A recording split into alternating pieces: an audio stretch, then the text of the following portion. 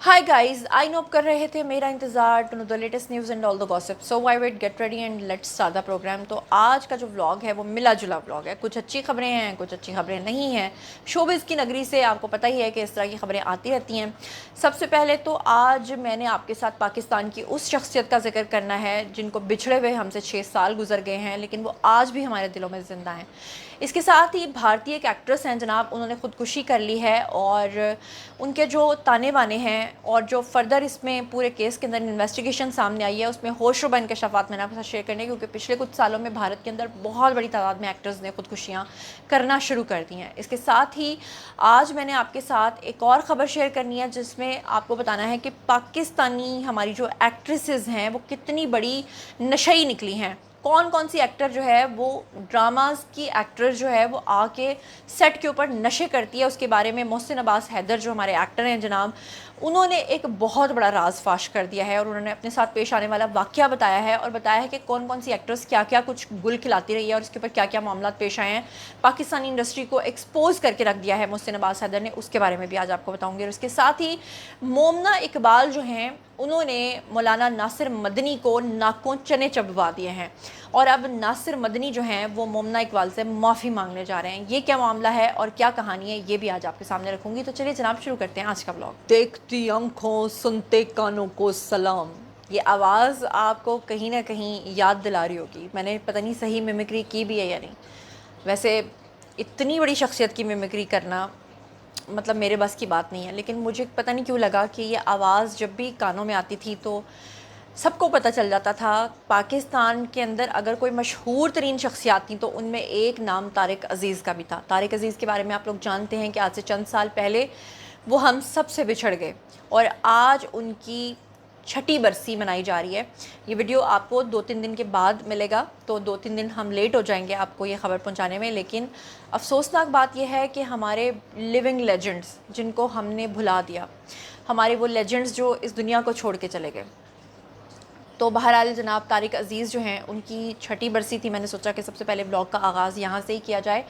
और कवी ख़ान हमारे एक ऐसे वेटरन एक्टर थे जिन्होंने फ़िल्मों में काम किया, ड्रामाज में काम किया, एक लेगेसी लेके चले। आज देखें वो कवी ख़ान जिनके बग़ैर कोई भी ड्रामा मुकम्मल नहीं होता था, आज किसी को याद भी होगा। तो मैंने सोचा कि अपने ऑडियंस को तारिक अज़ीज़ की भी याद दिला दूं। पता नहीं अब हमारी जो जनरेशन अल्फ़ा बीटा जो हैं उनको तो पता भी नहीं होगा कि तारिक अज़ीज़ जो हैं वो कौन है। पाकिस्तान टेलीविज़न की तारीख़ के नाकाबिल फ़रामोश नाम मारूफ ब्रॉडकास्टर रहे थे, कॉम्पेयर रहे थे, अदाकार रहे थे, अदीब रहे थे, शायर रहे थे, सियासतदान भी थे तारिक अज़ीज़। और 28 अप्रैल 1936 को वो भारत के शहर जालंधर में पैदा हुए थे, लेकिन उनकी फ़ैमिली माइग्रेट करके पाकिस्तान आ गई थी और उन्होंने अपना बचपन जो है वो साहिवाल में गुजारा था और उसके बाद अपनी इब्तदाई तालीम हासिल करने के लिए वो लाहौर आ गए थे। 1964 में पाकिस्तान टेलीविज़न का जब आगाज़ हुआ था तो तारिक अज़ीज़ को पीटीवी के पहले मर्द अनाउंसर होने का भी एक एजाज़ जो है वो हासिल हुआ था। 1975 में शुरू होने वाले मकबूल प्रोग्राम नीलाम घर के वो होस्ट रहे और उस प्रोग्राम से वो शोहरत की जिन बुलंदियों को पहुँचे वो मुझे और आपको अच्छे तरीके से पता है। देखती आंखों सुनते कानों को तारिक अज़ीज़ का सलाम, उनका वो यादगार जुमला ऐसा यादगार जुमला बना कि आज भी पाकिस्तानी नाजरीन जो हैं वो इस जुमले से ही उनको पहचान लेते हैं। बहरहाल मेरी आप सब लोगों से रिक्वेस्ट है कि जितने भी लोग इस व्लॉग को मेरे तवस्सुत से देख रहे हैं एक मरतबा दुआए मग़फ़िरत कर दें तारिक अज़ीज़ के लिए भी और कवी ख़ान के लिए भी, और जितने भी ये 5-6 सालों में हमारे जितने भी लिविंग लेजेंड्स और अजीम अदाकार इस दुनिया से गए हैं, अजीम कॉम्पेयर गए हैं, अदीब गए हैं, शायर गए हैं, उन सब के लिए ज़रूर दुआ कर दीजिएगा। और अब हम चलते हैं जनाब अपने व्लॉग की अगली ख़बर पे। कभी मौका मिला तो पूरी बायोग्राफ़ी जो है वो इनकी लाइफ के ऊपर मैं ज़रूर बनाऊँगी। तो बहरहाल अब चलते हैं ब्लॉग की अगली खबर। अगली खबर भी मैं आपके साथ क्या शेयर करूं कि एक वो वक्त था जब अजीम तरीन लोग जो हैं वो हमारी इंडस्ट्री का हिस्सा हुआ करते थे, पढ़े लिखे लोग, ऐसे लोग के जो दुनिया में कहीं जाते थे तो पाकिस्तान का नाम रोशन करते थे। और आपको पता है कि जो एक फ़नकार होता है वो आपके मुल्क का एक सफ़ीर भी होता है। अनफॉर्चुनेटली वक्त के साथ वक्त बदला, न्यूडिटी बढ़ी, गंदगी बढ़ी और आज ये हाल है कि हमारी ही इंडस्ट्री के लोग नशा करके प्योड़े बन के जनाब अपने डायलॉग्स तक बोल रहे होते हैं یہ میں نہیں کہہ رہی، یہ محسن عباس حیدر ہیں جی. محسن عباس حیدر کے بارے میں آپ لوگ جانتے ہیں، اینکر بھی ہیں اور ہوسٹ بھی، یعنی ایکٹر بھی ہیں.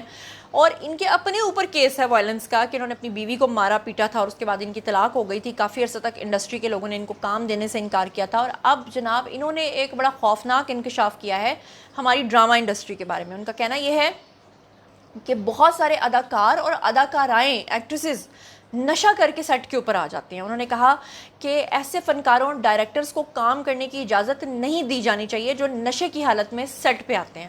اب آپ سوچیں، یہ ہمارا اسلامی جمہوریہ پاکستان ہے. پچھلے کتنے مہینوں سے میں آواز اٹھا رہی ہوں پاکستان کے اندر بڑھتی ہوئی بے راہ روی، بے حیائی. مجھے سمجھ نہیں آتی کہ وہ مرد حضرات جو کسی بھی لڑکی کے ساتھ یا بچی کے ساتھ کوئی حرکت کرتے ہیں ان کے تو نیفے میں پسٹل چل جاتی ہے، لیکن گورنمنٹ جو ہے وہ ہمارے فنکاروں کے بارے میں، ہمارے فن کی دنیا کے بارے میں کوئی ایس او پیز کیوں نہیں بناتی.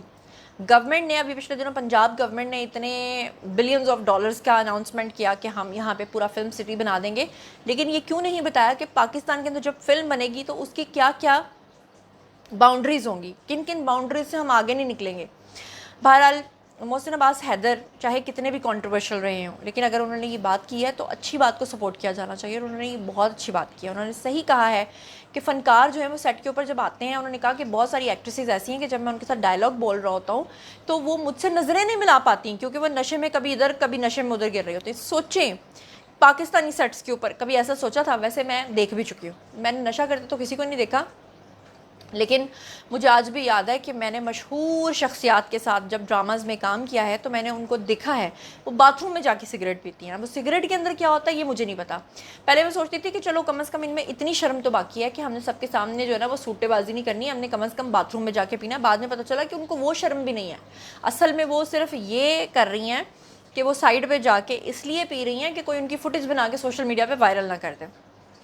بہرحال انہوں نے کہا کہ جناب ایسے ایکٹرز کو شراب اور نشہ کر کے سیٹس پہ آنے کی اجازت نہیں ہونی چاہیے، بلکہ انہوں نے یہاں تک کہا کہ میں ایک وقت میں ایک ہی پروجیکٹ کرتا ہوں. اور جب میں نے یہ اپنا پوسٹ لگائی تو اس کے بعد اس پروڈکشن ہاؤس کی باقاعدہ طور پہ مجھے کال آ گئی. انہوں نے پوچھا کہ بھائی یہ کیا معاملہ ہے، آپ کے سیٹ پہ نشے ہو رہے ہیں؟ تو پھر میں نے ان کو پروڈکشن ہاؤس کو بتایا اور اس کے بعد پروڈکشن ہاؤس نے یہ معاملہ جو ہے اٹھانے کی بات کی، یقین دہانی کروائی کہ ہم ضرور پتہ کریں گے کہ کون سیٹس کے اوپر آ کے نشہ کر رہا ہے. محسن عباس حیدر نے ایک واقعہ بیان کرتے ہوئے کہا کہ صورتحال تو یہاں تک پہنچ گئی تھی کہ ایک اداکارہ کی توجہ ان کی باتوں پر مرکوز ہی نہیں ہو رہی تھی. ان کا کہنا تھا کہ وہ اداکارہ جو تھیں وہ ان سے بات چیت کر رہے تھے، لیکن وہ خاتون جو ہے وہ نشے میں ٹن تھی، تو اس کے ساتھ انہوں نے کیا ڈائلاگ ڈیلیوری کرنی تھی.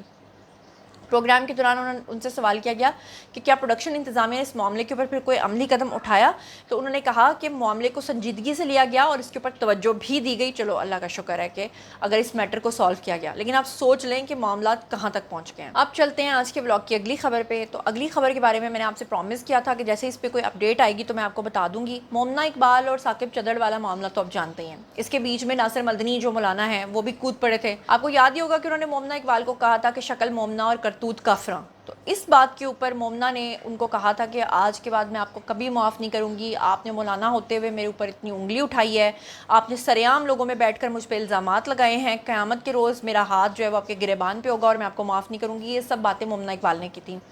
اب فائنلی جناب آپ کو بتا دوں کہ مومنہ اقبال نے ناصر مدنی کو قانونی نوٹس بھیج دیا ہے اور ان سے معافی کا مطالبہ کیا ہے.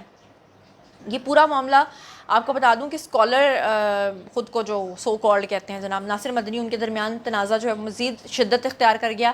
اور جو ایکٹریس ہیں مومنہ اقبال، انہوں نے اپنی وکیل جو ہیں، ویسے بھی گھر کے وکیل ہیں، ان کی اپنی بہن وکیل ہے، لیکن بہرحال انہوں نے اس دفعہ عدنان احسان خان کے ذریعے جو ہے ناصر مدنی کو قانونی نوٹس بھجوایا ہے اور ان سے مبینہ حد تک آمیز بیانات کے اوپر وضاحت مانگی ہے، معذرت اور متعلقہ جو مواد ہے وہ ہٹانے کا مطالبہ بھی کیا ہے کہ جو کچھ آپ نے میرے بارے میں کلپس اس وقت وائرل ہو رہے ہیں ان کو ہٹوائیں. قانونی نوٹس جو ہے اس میں یہ موقف اختیار کیا گیا ہے کہ ناصر مدنی کی جانب سے مومنہ اقبال کے بارے میں دیے گئے ڈیروگیٹری ریمارکس جو ہیں وہ بعض بیانات ان کی ساکھ، عزت اور پیشہ ورانہ زندگی کو سخت نقصان پہنچانے کا باعث بنے ہیں اور یہ حد تک عزت کے زمرے میں آتے ہیں، لہٰذا فوری طور پہ ان کی تردید کی جائے اور عوامی سطح کے اوپر ان سے معافی مانگی جائے. ویسے میں ناصر مدنی کے بارے میں خوش ہو رہی ہوں اگر وہ معافی مانگ لیتے ہیں. پتہ کس لیے؟ میں یہ نہیں کہتی کہ صحیح تنقید کی یا غلط تنقید کی، لیکن میں آپ کو ان کی منافقت کے بارے میں بتانا چاہتی ہوں، تھوڑا سا ایکسپوز کرنا چاہتی ہوں. یہ ناصر مدنی جو ہے یہ عمرہ کرنے کے لیے گئے ہوئے تھے، تو وہاں پہ نواز شریف فیملی بھی گئی ہوئی تھی اور وہاں پہ مریم نواز بھی تھی. آپ کو یاد ہوگا سے 1-2 سال پہلے کی بات ہے.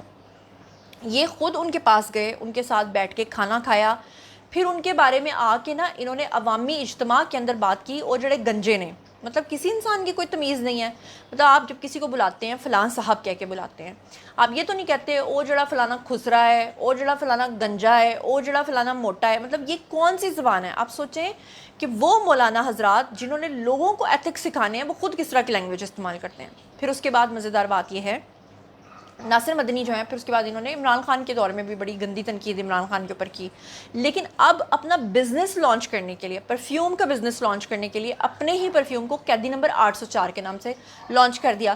مطلب اس کا مطلب تو یہ ہوا کہ آپ کا تو اپنا کوئی دین ایمان نہیں، بزنس کے لیے آپ کسی بھی حد تک جا سکتے ہیں، تو پھر آپ خود کے نام کے ساتھ مولانا ہٹا دیں۔ تو بہرحال اگر وہ معافی مانگتے ہیں یا نہیں مانگتے، یہ پیش رفت جو ہے وہ ایک ایسے وقت میں سامنے آئی ہے جب مومنہ اقبال پہلے ہی مختلف تنازعات میں پھنسی ہوئی ہیں، اور ایسے میں NCCI سے انہوں نے رجوع کر لیا ہے۔ انہوں نے صاف طور پہ کہا ہے کہ میں نے مولانا کو معاف نہیں کرنا۔ قانونی نوٹس جاری ہونے سے قبل جو ہے مومنہ اقبال نے اپنے انسٹاگرام سٹوری کے ذریعے ناصر مدنی کے بیانات کے اوپر شدید رد عمل بھی دیا تھا، اور جو کچھ کہا تھا وہ میں پریویس ولاگ میں آپ کو بتا بھی چکی ہوں، اگر آپ نے نہیں دیکھا تو ضرور دیکھ لیجیے گا۔ اس کے ساتھ ہی ایک اور بڑی بری خبر آ رہی ہے، اور وہ آ رہی ہے بھارت سے۔ ان کی ایک ایکٹریس تھیں جناب سنچیتا اوگلے، ان کی موت کا معاملہ آپ سب لوگوں تک پہنچا ہوگا، خودکشی کے معاملات بھی سامنے آئے، لیکن آپ کو حیرت ناک طور پہ بتا دوں کہ پچھلے چند سالوں میں انڈیا کے اندر ان کے ایکٹرز نے اور ان کے بھارتی فوجیوں نے بہت بڑی تعداد میں جو ہے وہ خودکشی کی ہے۔ اور آپ کو پتہ ہی ہوگا کہ اب یہ جو معاملہ آیا ہے، اس میں سنچیتا اوگلے کی جو موت ہے، ان میں جو ان کے ساتھی اداکار ہیں ان کے اوپر رقم ادھار لینے اور ہراسانی کے الزامات جو ہیں وہ سامنے آ رہے ہیں۔ قریبی دوست نے جناب ان کے اوپر الزامات لگائے ہیں کہ ان کا جو دوست تھا اجوال شرما، ان کے اوپر سنچیتا کو ہراساں کرنے اور تشدد کا الزام جو ہے وہ عائد کیا ہے۔ بھارتی ٹی وی اداکارہ تھیں جناب سنچیتا اوگلے، انہوں نے ابھی کچھ دن پہلے جو ہے وہ خودکشی کی، اور نیا موڑ اب اس کہانی میں جو ہے وہ سامنے آیا ہے، جہاں ان کے ایک قریبی دوست نے الزام لگایا ہے کہ اداکار اجوال شرما جو ہیں وہ ان کے ساتھ یہ سب حرکتیں کرتے رہے ہیں۔ ٹی وی ڈرامہ ساجن گھر سے شہرت پانے والی یہ جو اداکارہ تھیں سنچیتا اوگلے، ان کی ممبئی کے اندر جو رہائش گاہ تھی وہاں پر ان کی موت ہوئی، اور شوبز انڈسٹری کو صدمے میں مبتلا کر دیا، کیونکہ لوگ حیران ہیں کہ آئے روز ان کے بہت سارے ایکٹرز جو ہیں وہ اس طرح خودکشیاں کر رہے ہیں۔ پولیس واقعے کی تحقیقات جو ہیں وہ شروع ہوئیں تو پتہ چلا، اور ایک نئی پیش رفت جو ہے وہ سامنے آئی، جس میں ان کے جو دوست تھے انہوں نے یہ سارے الزامات عائد کیے۔ انہوں نے کہا کہ اجوال شرما نے سنچیتا کو مبینہ طور پہ ذہنی دباؤ اور ہراسانی کا سامنا کروایا۔ ان کا کہنا تھا کہ اداکارہ نے انہی مسائل کے باعث جو ہے وہ ڈرامہ ساجن گھر سے علیحدگی بھی اختیار کر لی تھی۔ اس سے قبل اجوال شرما نے میڈیا سے بات کرتے ہوئے کہا تھا کہ ان کا سنچیتا کے ساتھ کوئی تعلق نہیں تھا، اور اداکارہ اپنے سابق بوائے فرینڈ سے علیحدگی کے بعد شدید ذہنی دباؤ کا شکار تھیں، جس کے بعد انہوں نے یہ انتہائی قدم اٹھایا، اور انہوں نے یہ بھی دعویٰ کیا کہ وہ گزشتہ 2 ماہ سے اپنے آبائی شہر میں موجود تھے اور ان کا سنچیتا سے کوئی بھی رابطہ نہیں ہوا تھا۔ لیکن اب لال اجوال جو ہیں انہوں نے آ کے اس بیان کو مسترد کر دیا ہے، اور انہوں نے کہا ہے کہ یہ حقیقت سے بالکل برعکس بات ہے۔ انہوں نے کہا کہ یہ جو اجوال تھا اس نے سنچیتا سے رقم ادھار لی تھی، کہ اداکارہ نے جب رقم واپسی کا مطالبہ کیا تو مبینہ طور پہ ان کو گالیاں دی گئیں، ان کی تذلیل کی گئی، ان کو دھمکیاں دی گئیں، ان کو ذہنی طور پہ ہراساں کیا گیا، اور پھر اس کے بعد یہ جو ایکٹریس تھیں انہوں نے خودکشی کر لی۔ تو بہرحال پولیس جو ہے ابھی تک اس معاملے میں کسی حتمی نتیجے کے اوپر نہیں پہنچی ہے، لیکن جیسے جیسے فردر اس میں انویسٹیگیشنز ہوں گی تو میں اگلا جو بھی کوئی ولاگ بناؤں گی اس میں یہ پوائنٹ بھی ساتھ میں کور کر دوں گی۔ تو جناب یہ تھا آج کا ولاگ۔ باری جی آپ لوگوں کی کامنٹ سیکشن میں بتائیے کہ آپ ان تمام خبروں کے بارے میں کیا سوچتے سمجھتے ہیں۔ مزید خبریں، ولاگز، انٹرویوز اور سیاسی تجزیے جاننے کے لیے اور میرے ساتھ کنیکٹڈ رہنے کے لیے چینل کو سبسکرائب کر لیجیے گا۔ اپنا بہت خیال رکھیے گا۔ اللہ نے کے بعد